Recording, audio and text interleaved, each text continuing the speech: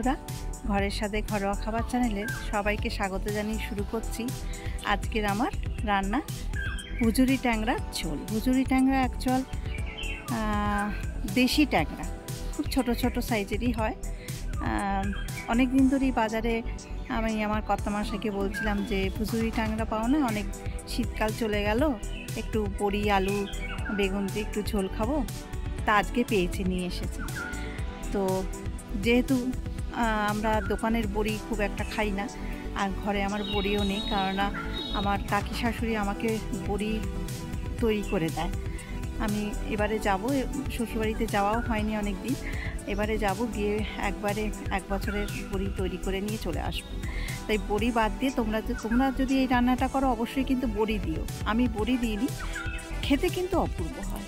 আর যদি থাকে বাগানের ধনেপাতা, দারুণ গন্ধ, দেশি ধনেপাতা। চলো, মশা কামড়াচ্ছে বাগানে, প্রচুর মশা।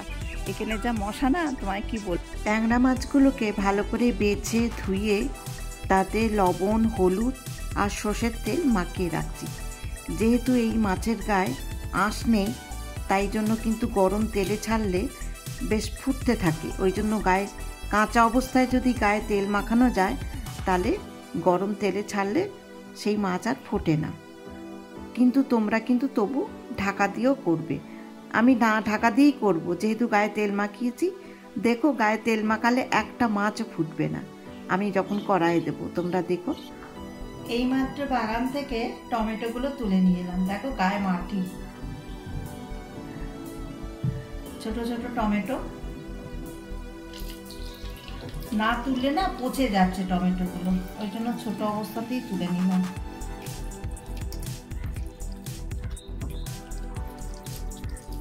একটু ধুয়ে নিই, ভীষণ কাদা লাগা রয়েছে।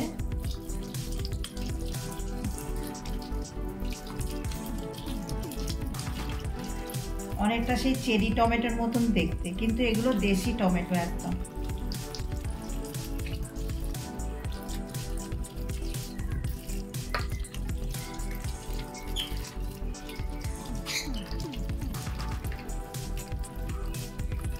এই টমেটো দিয়েই মাছের একটা পদ করব, ভুজুরি ট্যাংরার একটা পদ করব।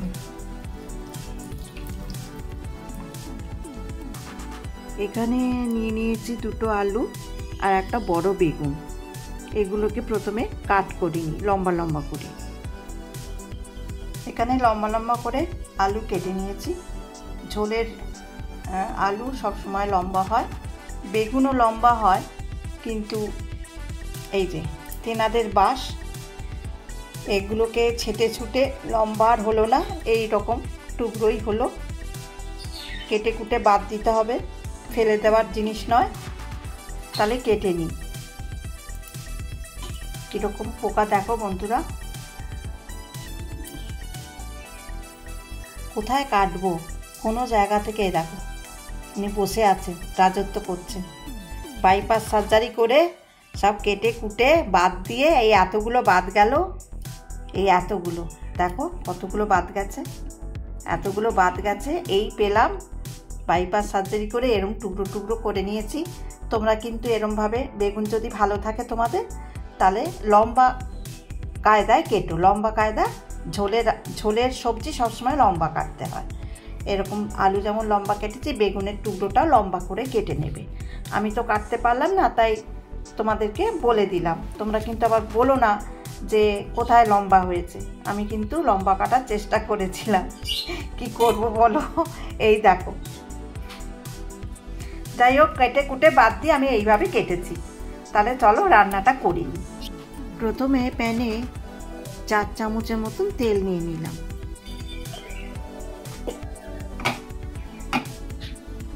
তেলটা গরম হলে তাতে নুন, হলুদ আর তেল দিয়ে মাখা ট্যাংরা মাছগুলোকে দিয়ে দিলাম গরম তেলে। দুবারে ভাজবো, একসাথে সব ভাজবো না, তাহলে গায়ে গায়ে লেগে যাবে। খুব কড়া করেও ভাজবো না, আবার খুব হালকা করেও ভাজবো না। মিডিয়ামভাবে মাছগুলোকে ভেজে তুলে রেখে দেবো। এই পর্যায়ে যখন মাছটা ভাজা হয়ে যাবে তখন তুলে নিতে হবে। বেশি কিন্তু ভাজতে চলবে না, কারণ এই মাছ শক্ত হয়ে যাবে বেশি ভাজলে। হালকা হালকা যখন ভাজা হয়ে যাবে তখন এই অবস্থায় তুলে নিতে হবে।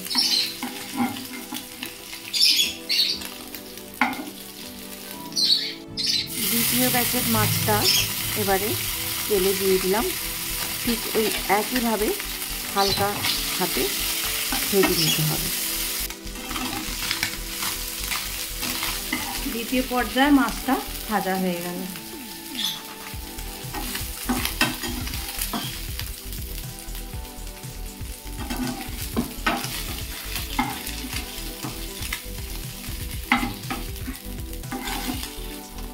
মাছ ভাজার পর প্যানে যেটুকুনি তেল ছিল ওই তেলেই বেগুনগুলোকে ভেজে তুলে নেব।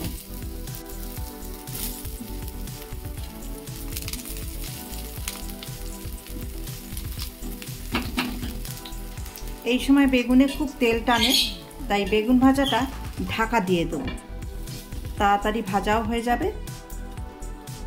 বেগুনটা যতক্ষণ ভাজা হচ্ছে তার মধ্যে একটা মশলা করে নিই। সামান্য হলুদ গুঁড়ো হাফ চামচ, 1 চামচ জিরের গুঁড়ো, কাশ্মীরি লঙ্কার গুঁড়ো, হাফ চামচ লাল লঙ্কার গুঁড়ো। একটু জল দিয়ে মশলাটাকে করে রাখলাম।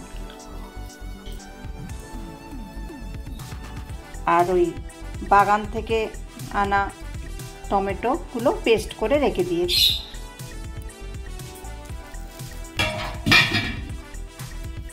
ঢাকা দিয়ে রাখলে বেগুনগুলোকে ভালোভাবেই ভাজা যায়। কিছুক্ষণ পর এই বেগুন থেকেই তেল ছাড়তে আরম্ভ করে দেবে।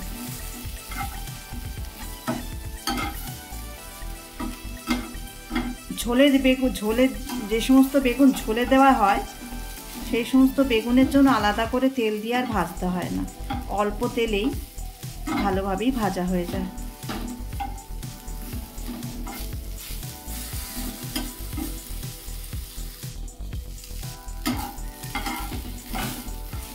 দেখো অল্প তেলে আমার ঝোলের বেগুনগুলো ভাজা হয়ে গেছে।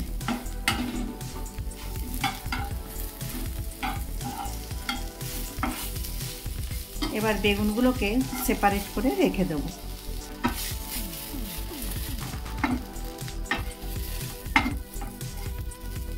প্যানে আবারও সামান্য পরিমাণে সর্ষের তেল দেব, সামান্য কালো জিরে ফোড়ন, 2-3টে কাঁচা লঙ্কা ফোড়ন দিয়ে দিলাম। এবার 1 মিনিটের মতো এইগুলোকে একটু ভেজে নেব।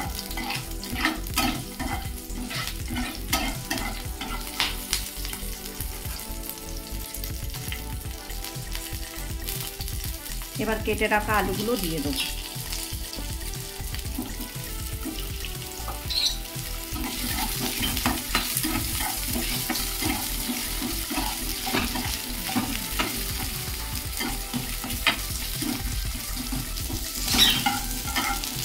আলুগুলো সামান্য ভাজা হয়ে গেলে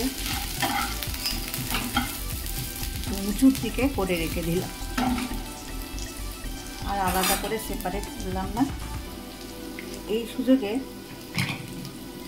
আমি টমেটো পেস্টটাকে এতে দিয়ে দিই।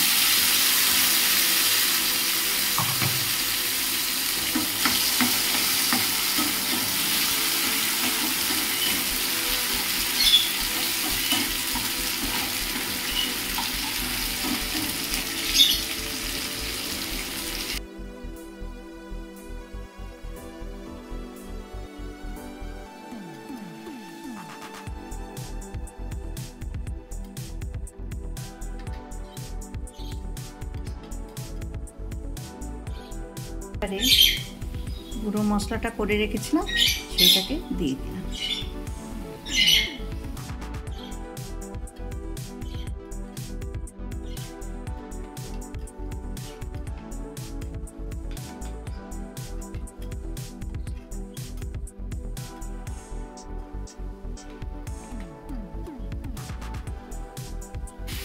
মিক্সি ধোয়া জলটা আর যেটাতে গুঁড়ো মশলা করে রেখেছিলাম ওতে জল দিয়ে এই জলটাও ঢেলে দিলাম।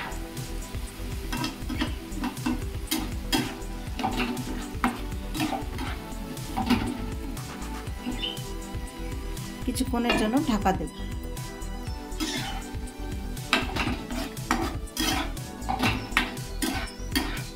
মশলা থেকে মোটামুটি তেলটা ছেড়ে এসেছে।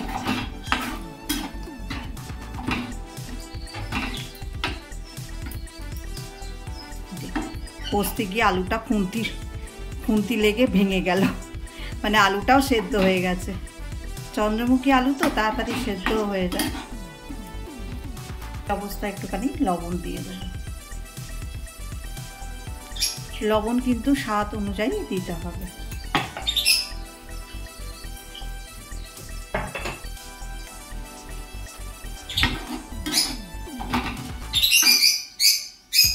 যেহেতু টমেটো পড়েছে, টকটার ব্যালেন্সের জন্য একটু চিনি দিয়ে দিলাম।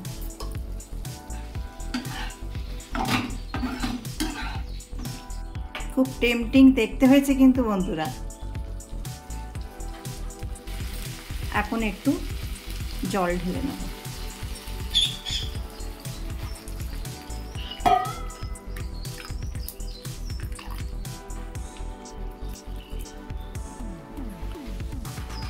যে কোনো রান্নায় গরম জল দিলে, হালকা গরম জল দিলে রান্নার টেস্ট কিন্তু বেড়ে যায়।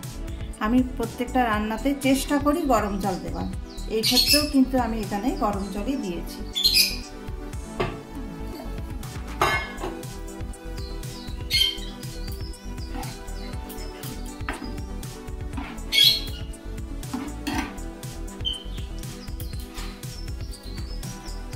এইবারে ভেজে রাখা বেগুনগুলো দিয়ে দেব।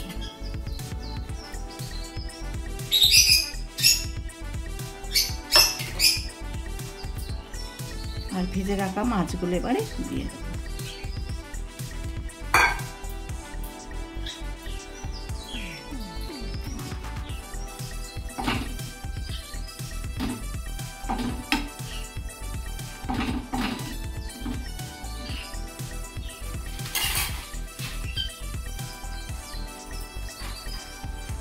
মনে হচ্ছে আর একটু গরম জল লাগবে আর কি, যেহেতু ট্যাংরা মাছ তো, ট্যাংরা মাছ একটু সেদ্ধ হতে সময় লাগে।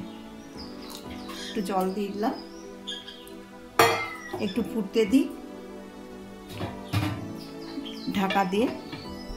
চলুন আমরা বাগানে যাই। ধনেপাতা আনতে ভুলে গেছি, ধনেপাতাটা নিয়ে আসি। বাগানে চলে এসেছি। এই ধনেপাতা তুলে নিই, বেশি লাগবে না, অল্প তুলব। গোড়াটা ছিঁড়ি না, গোড়া থেকে যদি আবার হয় ওই জন্য ওপর থেকেই ছিঁড়ে নিই। এতেই আমার হয়ে যাবে ধনেপাতা, ফ্রেশ ধনেপাতা। আর এত সুন্দর গন্ধ। ঢাকনাটা খোলার সঙ্গে সঙ্গে এত সুন্দর মাছের গন্ধটা বেরিয়েছে। দেশি জিনিসের সব কিছুই একটা টেস্ট বা গন্ধ থাকে, তাই না? এই সময় একটু ফ্রেশ ধনেপাতা দিয়ে দিলাম। স্ট্যান্ডিং টাইমে রেখে দিলাম 2 মিনিট। এবার গ্যাসটাকে অফ করে দিলাম। আজকে আমার এই বুজুরি ট্যাংরার ঝোল কেমন লাগলো তোমরা কিন্তু কমেন্ট করে জানিও। এখানে একটু ফ্রেশ ধনেপাতা ছড়িয়ে দিলাম গার্নিশের জন্য। ভালো লাগলে একটা লাইক, কমেন্ট আর শেয়ার করে দিও। অবশ্যই কিন্তু সাবস্ক্রাইব করো। তোমরা কিন্তু কেউ সাবস্ক্রাইব করছো না। তোমরা সবাই ভালো থাকবে, সুস্থ থাকবে। আগামী পর্বে নতুন কোনো রান্না নিয়ে চলে আসবো।